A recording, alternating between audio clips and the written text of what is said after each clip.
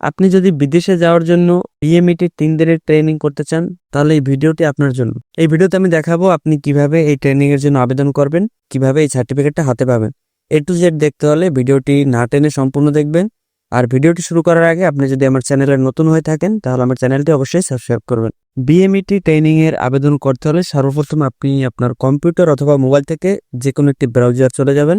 ব্রাউজারে অ্যাড্রেস বারে আপনি এখানে লিখবেন বিএমইটি স্পেস দিয়ে লিখবেন LMS। বিএমইটি LMS লিখে যদি আপনি সার্চ করেন তাহলে সর্বপ্রথম যে একটা লিঙ্ক দেখতে পাবেন বিএমইটি LMS, এটার উপরে ক্লিক করবেন। ক্লিক করলে এরকম একটা ইন্টারফেস আপনি দেখতে পাবেন। এখান থেকে সর্বপ্রথম কাজ হলো আপনাকে একটা অ্যাকাউন্ট রেজিস্টার করতে হবে। তো এই জন্য আপনাকে এই নিচে রেজিস্টার নাও যে বাটনটা দেখতে পাচ্ছেন এটার উপর একটা ক্লিক করতে হবে। তারপর এরকম একটা ইন্টারফেস দেখতে পাবেন। এখানে আপনি আপনার নামটা ইংরেজিতে লিখবেন এই প্রথম ঘরে। অবশ্যই আপনি আপনার NID কার্ড অনুযায়ী লিখবেন, এখানে উল্লেখ করা আছে জাতীয় পরিচয়পত্র অনুযায়ী। তো আপনি আপনার নামটা এখানে লিখবেন, তারপর একটা সচল মোবাইল নাম্বার দিবেন যেটা আপনার মোবাইলে চালু আছে এরকম। এরপরে আপনি আপনার NID নাম্বারটা এখানে লিখবেন ইংরেজিতে, সেটা 10 সংখ্যার হোক কিংবা 17 সংখ্যা যেটাই হোক। এরপরে আপনার জন্ম তারিখটা আপনি এখান থেকে দিয়ে দিবেন। কিভাবে দেবেন? সর্বপ্রথম আপনি দিনটা এখান থেকে সিলেক্ট করবেন ক্লিক করে, এরপরে কোন মাস সেটা সিলেক্ট করবেন, এরপর এখানে কোন বছর সেটা সিলেক্ট করবেন। এগুলো সব পূরণ করার পরে আপনার এখানে যে ক্যাপচাটা দেখা যাবে এটা এক একজনের এক এক রকম দেখা যাবে। যার যেটাই আসবে এখানে সেই অক্ষরগুলা বা সেই ডিজিটগুলো আপনি এই ডান পাশের ঘরে লিখবেন। লেখার পরে এই ঘরে ক্লিক করে যাচাই করুন বাটনে ক্লিক করবেন। যাচাই করুন ক্লিক করলে আপনার যে মোবাইল নাম্বারটা আপনাকে দিয়েছেন সেই মোবাইল নাম্বারে একটা ওটিপি চলে যাবে SMS এর মাধ্যমে। সেই ওটিপিটা বা সেই 6 ডিজিটের কোডটা আপনি এই ঘরে টাইপ করবেন। টাইপ করে সাবমিট বাটনে ক্লিক করবেন।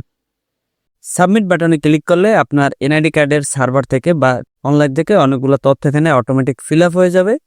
এখানে আপনি আপনার NID কার্ডের ছবিটাও দেখতে পাবেন। আপনি চাইলে আপনার একটা নতুন ছবি বা বর্তমান একটা ছবি আপনি এখানে এই ছবি পরিবর্তন করতে চাই বাটনে ক্লিক করে আপলোড করতে পারেন, কিংবা আপনি যদি এই ছবিটাও রেখে দেন কোনো সমস্যা নেই। তবে যদি ছবি আপনি পরিবর্তন করতে চান তবে অবশ্যই এই ট্রেনিংয়ের আবেদন করার আগেই আপলোড করবেন। একবার আবেদন করা হয়ে গেলে আপনি আর এই ছবি পরিবর্তন করতে পারবেন না। এরপরে এখানে অনেকগুলো ঘর আপনি দেখতে পাবেন, এগুলো আপনাকে ফিল আপ করতে হবে। যেমন আপনার নাম বাংলায়, এরপরে আপনার পিতার নাম ইংরেজিতে লিখবেন, এখানে পাসপোর্ট অনুযায়ী লিখবেন। আপনার পাসপোর্টে পিতার নাম মাতার নাম ইংরেজিতে আছে, সেগুলো দেখে এই পিতার নাম মাতার নাম আপনি এখানে বসাবেন। আপনার ID কার্ডে যেহেতু ইংরেজিতে নেই অবশ্যই আপনি পাসপোর্ট ফলো করবেন। এরপরে আপনার জন্মস্থান যে জেলাটা সেই জেলাটা আপনি এখান থেকে সিলেক্ট করে দিবেন। এরপর এখানে নিচে দেখতে পাচ্ছেন পেশা আছে, আপনি আপনার পেশাটা এখানে সিলেক্ট করতে পারেন। যদি আপনার পেশাটা এখানে দেখা না যায় বা আপনার পেশা যদি লিস্টের মধ্যে না থাকে আপনি অন্যান্যতে ক্লিক করে সেই পেশাটা আপনি লিখে দিতে পারবেন। এরপরে লিঙ্গ পুরুষ না মহিলা সেটা এখানে সিলেক্ট করে দিবেন। এরপর রক্তের গ্রুপটা এখানে সিলেক্ট করবেন। আর এখানে আপনি যে স্বাক্ষর দেখতে পাচ্ছেন এটা ম্যান্ডেটরি না বা আবশ্যিক না, আপনি চাইলে একটা স্বাক্ষর এখানে আপলোড করতে পারেন, না করলে কোনো সমস্যা নেই। এরপর আপনি যদি একটু নিচে যান এখানে আপনি দেখতে পাবেন ধর্ম আছে, এই ধর্মটা আপনি সিলেক্ট করে দেবেন। এরপরে উচ্চতা এটা দিবেন, উচ্চতা অবশ্যই মিটারে দিবেন, এটা ইঞ্চিতে না বা ফুটেও না। আপনার উচ্চতা কত সেটা আপনি আগে মিটারে কনভার্ট করে নেবেন। যদি আপনি কত মিটার সেটা না জানেন আপনি নতুন একটা ট্যাব নিয়ে এখানে লিখবেন ইঞ্চি টু মিটার।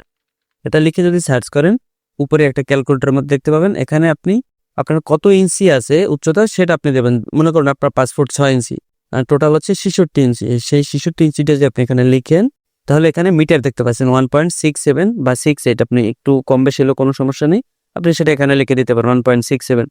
এরপরে ওজন কত কেজি ওজন সেটা এখানে টাইপ করবেন।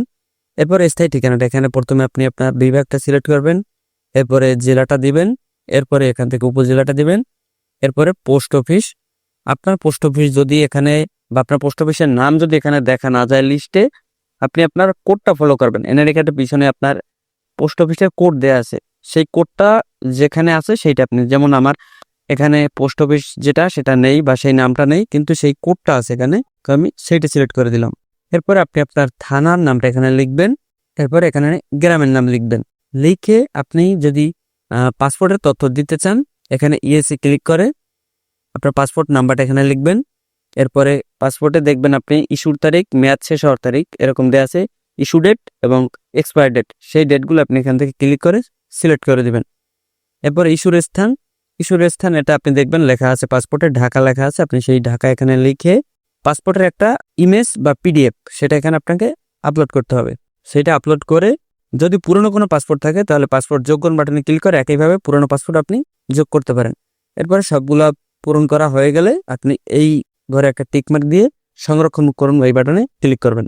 সংরক্ষণে ক্লিক করলে এরকম একটা ইন্টারফেস আপনি দেখতে পাবেন। এতক্ষণ যে তথ্যগুলো আপনি ফিল আপ করছেন সেগুলো দেখা যাবে। এখান থেকে যদি আপনি একটু নিচে যান তাহলে পেমেন্ট করতে এগিয়ে যান নামে একটা বাটন আছে, এটাতে ক্লিক করে আপনাকে পেমেন্ট করতে হবে।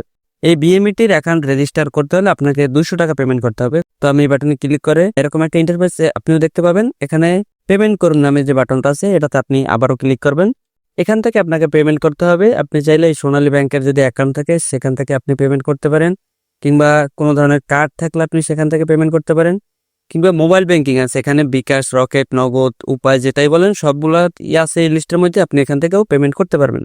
তো আপনি যদি বিকাশ থেকে পেমেন্ট করতে চান তাহলে বিকাশের উপরে ক্লিক করবেন, এরপর কনফার্ম করবেন। এরপরে আপনি আপনার বিকাশ নম্বরটা এখানে টাইপ করবেন। টাইপ করে যদি আপনি কনফার্মে ক্লিক করেন আপনার সেই বিকাশের নাম্বারে বা সেই সিমে একটা SMS এর মাধ্যমে ওটিপি চলে যাবে 6 ডিজিটের। সেই ওটিপিটা আপনি এখানে দিয়ে দিবেন। এরপরে যদি আপনি কনফার্ম করেন আপনার বিকাশের পিনটা এখানে দিতে বলবে।